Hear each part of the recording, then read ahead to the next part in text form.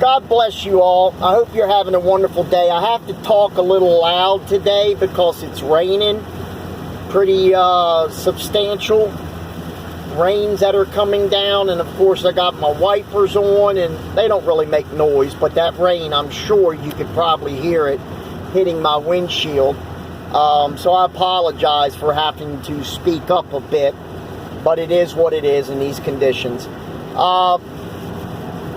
Throughout my life, I've often heard people say, why did God allow this or that to occur? Why didn't God intervene on this or that? Or why does he allow, these horrible things to happen?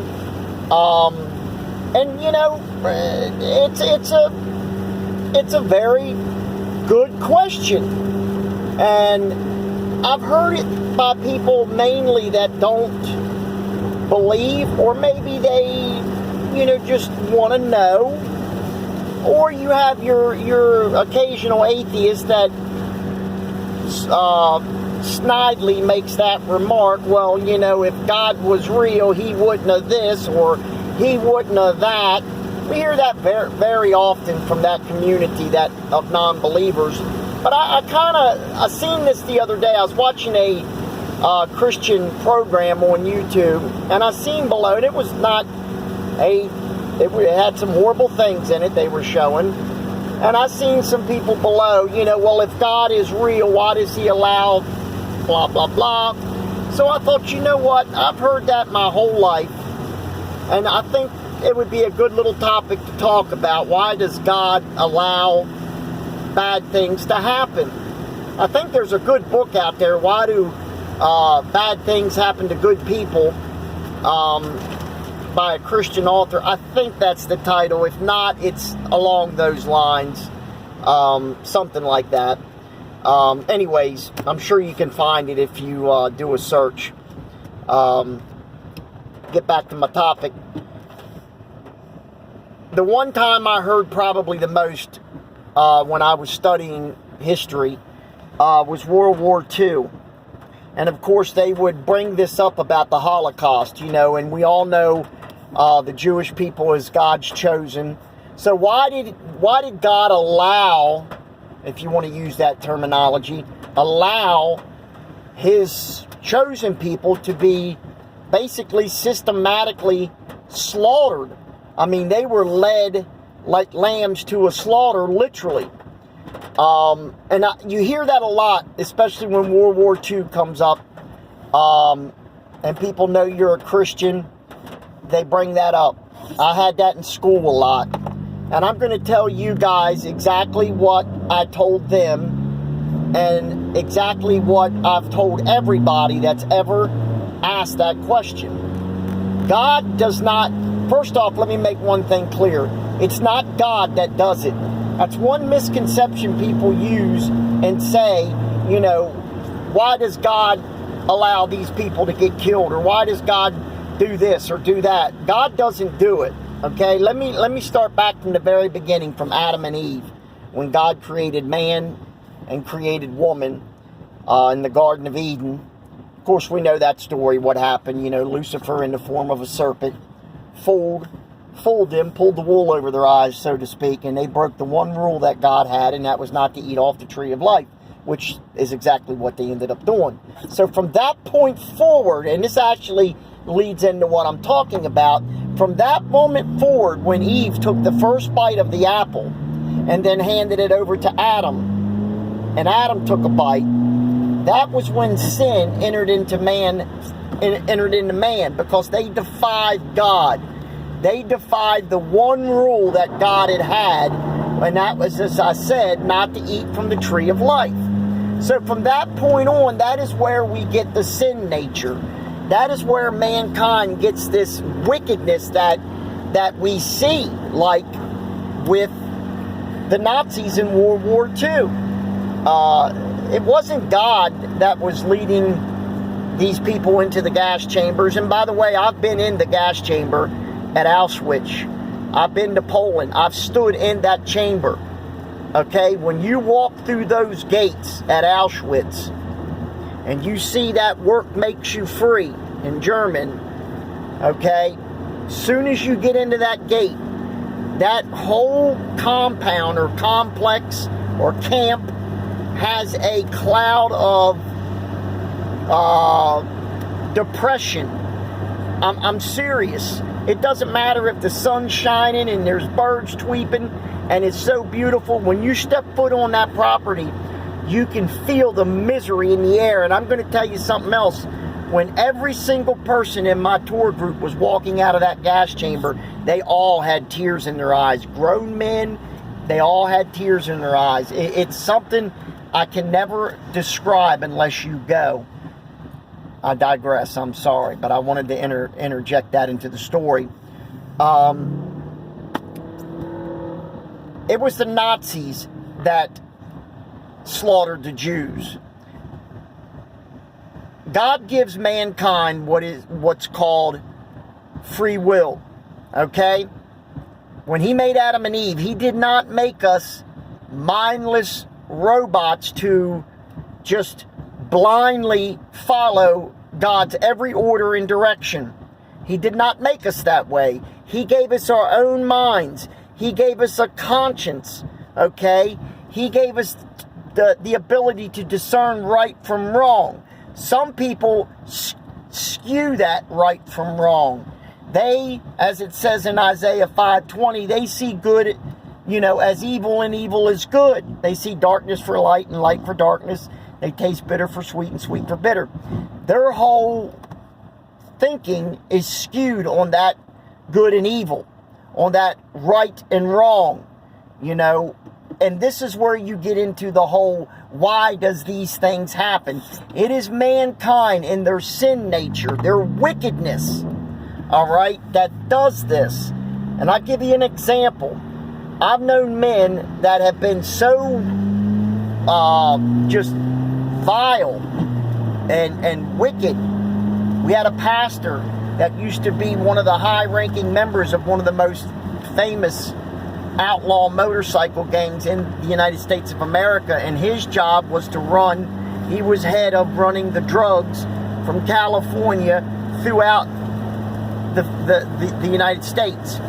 And he said many times if anybody got in his path, he had no problem, attacking or killing if need be. God touched him. God removed that from him. He got saved. Okay, he became a new creature in Christ. But before that, he had that wickedness in him. That's the point I'm trying to make.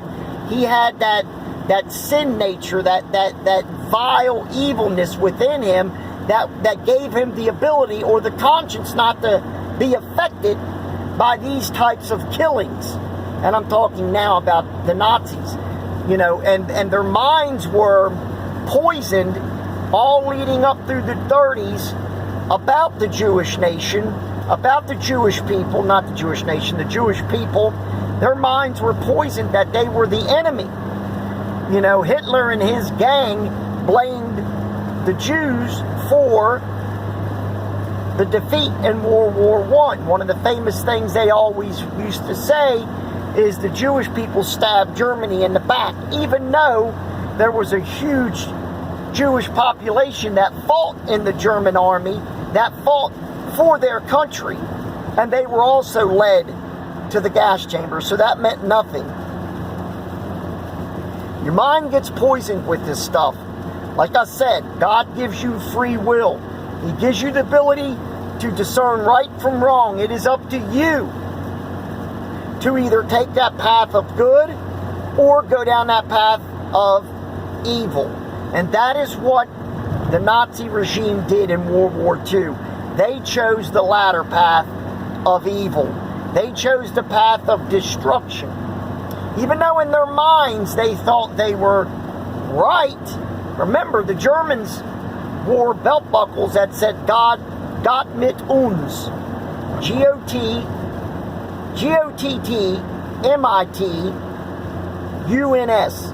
Gott mit uns. Basically translate as God is with us, or God is for us. They actually thought God was with them. They were killing God's chosen, but their minds were so twisted with this perversion, this evilness, that they actually thought that. And they had that on every German, had that written, and I'm talking about it didn't matter if they were a field marshal or they were the lowliest private in the German Wehrmacht. It was on their belt buckle. Gott mit uns. Okay? So that's how twisted things got with them. So my answer to what I'm trying to tell you is it's mankind that does these things. It's not God. It's not God. It's the same as these doctors that go over to Africa and these other war-torn nations, or nations that are starving from hunger or dying from hunger. It's the same. They have that kindness that's within them. They didn't go down that path. They have that sincerity to help mankind, so they go over there, even though they can remain in the United States and make tons of money as a physician. They go over and help the needy, the ones that are in need. It's the same as, meaning they have a choice. It's the same. You can take either path. God doesn't force you to go down one path, just as he doesn't force you to go down the other path. It's one or the other. You make your decision. You are an individual. You are, believe it or not, you are a child of God. You can choose to worship the Lord. You can choose to accept his son, Jesus Christ, or you can choose to deny him. It's really, it's up to you. You can live your life any way you want, but, and this is a big but, when you pass from this earth, you will stand, just as every human being before me, now and after me, will stand before the Almighty in what's called the Great White Throne Judgment.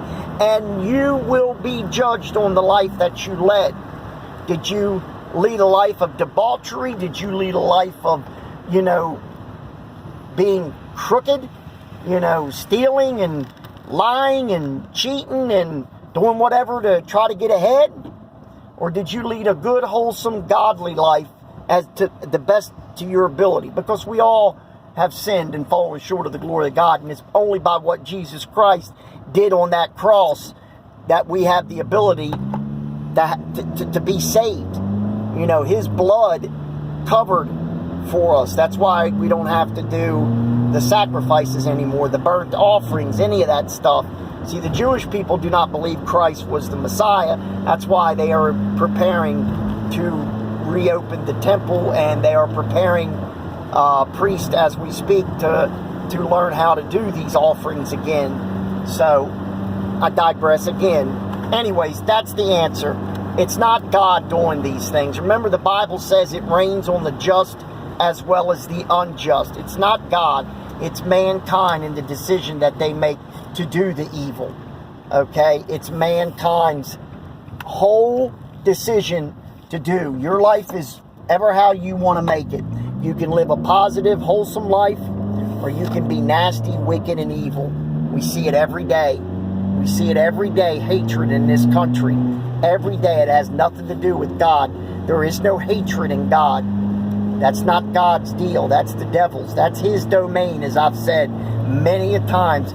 Evil, hate, wickedness, that's Lucifer's domain, not God's. So, I tried to answer it to the best of my ability, as I've done so many years.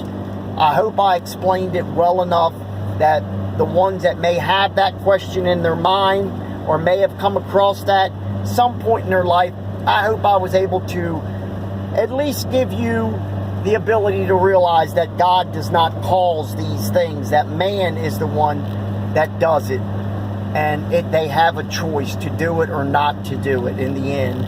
So, I hope again that I've answered your question, that you was able to understand it. Thank you so much for listening to my channel. I start chemotherapy on November 3rd. I need all the prayers that I can get. I would appreciate every prayer from every one of you. God bless you all. Thank each and every one of you. Have a wonderful, wonderful day. I will see you tomorrow. tomorrow. Bye-bye.